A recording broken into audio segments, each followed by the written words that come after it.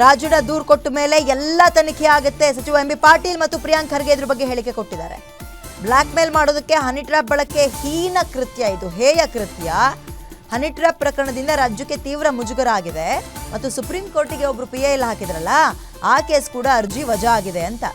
ರಾಜಣ್ಣ ದೂರು ಕೊಟ್ಟ ಮೇಲೆ ಎಲ್ಲ ತನಿಖೆ ಆಗುತ್ತೆ. ದೂರು ಕೊಟ್ಟಿಲ್ಲ, ಮನವಿ ಕೊಟ್ಟು ಬಂದಿದ್ದಾರೆ. ತನಿಖೆ ಯಾವಾಗ ಆರಂಭ ಆಗುತ್ತೆ ಏನು ಎತ್ತ ಗೊತ್ತಿಲ್ಲ. ಇದನ್ನು ಕೂಡ ಕುತೂಹಲ ಮೂಡಿಸ್ತಾ ಇದೆ. ಅದ್ರ ಮೇಲೆ ಇವ್ರು ಹೇಳ್ತಾ ಇರೋದು ಬ್ಲ್ಯಾಕ್ ಮೇಲ್ ಮಾಡೋದಕ್ಕೆ ಹನಿ ಟ್ರ್ಯಾಪ್ ಬಳಕೆ ಹೀನ ಕೃತ್ಯ. ಯಾರು ಬ್ಲ್ಯಾಕ್ ಮೇಲ್ ಮಾಡ್ತಿದ್ದಾರೆ ಅಂತ ಒಬ್ರು ಬಾಯ್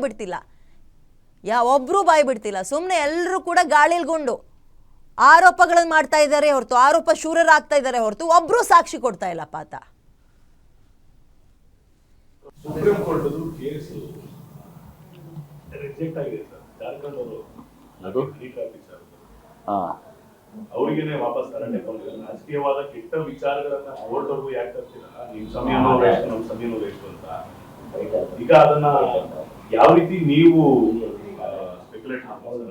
ನೋಡಿ, ನಾವು ಹೇಳ್ತಾ ಇದ್ದೇವಲ್ಲ, ಇದು ಒಂದು ಕೆಟ್ಟ ಚಾಳಿ.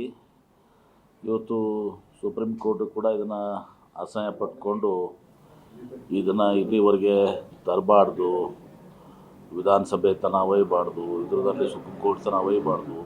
ಮತ್ತು ಇದೊಂದು ಕೆಟ್ಟ ಅನಿಷ್ಟ ಪದ್ಧತಿ. ಇದು ಯಾರನ್ನಾರೇ ರಾಜಕೀಯವಾಗಿ ಮುಗಿಸ್ಲಿಕ್ಕೆ ಅಥವಾ ವ್ಯಾಪಾರಿಗಳನ್ನ ಬ್ಲ್ಯಾಕ್ ಮೇಲ್ ಮಾಡಲಿಕ್ಕೆ, ಅಧಿಕಾರಿಗಳನ್ನ ಬ್ಲ್ಯಾಕ್ ಮೇಲ್ ಮಾಡಲಿಕ್ಕೆ ಇದೆಲ್ಲ ಬಳಸ್ಕೊಳ್ಳುವಂಥದ್ದು ಭಾಳ ಹೀನ ಕೃತ್ಯ. ಇದು ಆಗಬಾರ್ದು. ನಮ್ಮ ರಾಜ್ಯ ವಿಶೇಷದ ಒಂದೇ ತನ್ನದೇ ಆದಂಥ ಒಂದು ಇವತ್ತು ಇಮೇಜ್ ನಮ್ಮ ರಾಜ್ಯಕ್ಕಿದೆ. ಈ ರಾಜ್ಯದಲ್ಲಿ ಇಂಥದ್ದೆಲ್ಲದಕ್ಕೂ ಕೂಡ ಆಗೋದ್ರಿಂದ ರಾಜ್ಯಕ್ಕೆ ಕೆಟ್ಟ ಹೆಸರು ಬರ್ತದೆ. ಸೊ ಇದು ಆಗಬಾರ್ದು ಅಷ್ಟೇ ನಂಗೆ ಹೇಳ್ತೇನೆ. ಸುಪ್ರೀಂ ಕೋರ್ಟ್ ಮಾಡಿದ್ದು ಕೂಡ ಅದೇ ಒಂದು ಇದರಲ್ಲಿ ಮಾಡಿದ್ರು.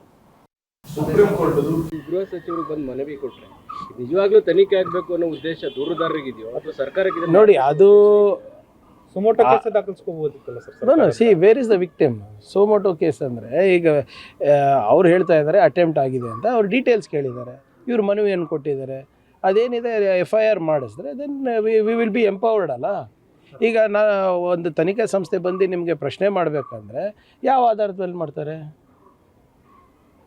ಯಾರ್ದೋ ಮನವಿ ಕೊಟ್ಟಿರೋ ಆಧಾರದ ಮೇಲೆ ಮಾಡಬೇಕಾ, ಏನು ಕಂಪ್ಲೇಂಟ್ ಆಧಾರದ ಮೇಲೆ ಮಾಡಬೇಕಾ? ಸೊ ಅದರಿಂದ ಇವೆಲ್ಲನೂ ನೀವು ಹೇಳ್ದಂಗೆ ಸದನದಲ್ಲೇ ಚರ್ಚೆ ಆಗಿರೋದ್ರಿಂದ ಯಾರ್ಯಾರು ಮಾತನಾಡಿದ್ದಾರೆ ಅವ್ರು ಕೊಡಲಿ. ಈಗ ಯತ್ನಾಳ್ ಅವ್ರಿಗೆ ಗೊತ್ತಿದ್ರೆ ಯತ್ನಾಳ್ ಅವ್ರು ಕೊಡಲಿ, ಬೇರೆಯವ್ರಿಗೆ ಗೊತ್ತಿದ್ರೆ ಬೇರೆಯವ್ರಿಗೆ ಕೊಡಲಿ. ರಾಜಣ್ಣ ಅವರೇ ನನ್ನ ಮೇಲೆ ಅಟೆಂಪ್ಟ್ ಆಗಿತ್ತು, ಸೊ ಅವರೇ ಕೊಡಬೇಕಲ್ಲ ಸರ್. ಮನವಿ ಕೊಟ್ಟಿದ್ದಾರೆ.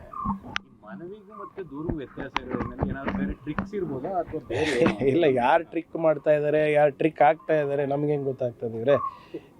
ಈಗ ಸದನದಲ್ಲಿ ಪ್ರಸ್ತಾಪ ಅವ್ರು ಮಾಡಿದ್ದಾರೆ, ಮಾನ್ಯ ಗೃಹ ಸಚಿವರು ಹೇಳಿದ್ದಾರೆ, ಅವ್ರು ಕೊಟ್ಟರೆ ನಾವು ತನಿಖೆ ಮಾಡ್ತೀವಿ ಅಂತ. ಕೊಡಲಿ. ಆಮೇಲೆ ಅವರೇನು ಗುರುವಾರ ತನಕ ಟೈಮ್ ಕೇಳಿದ್ದಾರೆ ಅಂತ ಮಾಧ್ಯಮದಲ್ಲಿ ನೋಡಿದ್ದೇನೆ. ನೋಡೋಣ, ಗುರುವಾರ ಕಂಪ್ಲೇಂಟ್ ಕೊಟ್ಟರೆ ತನಿಖೆ ಆಗಲಿ.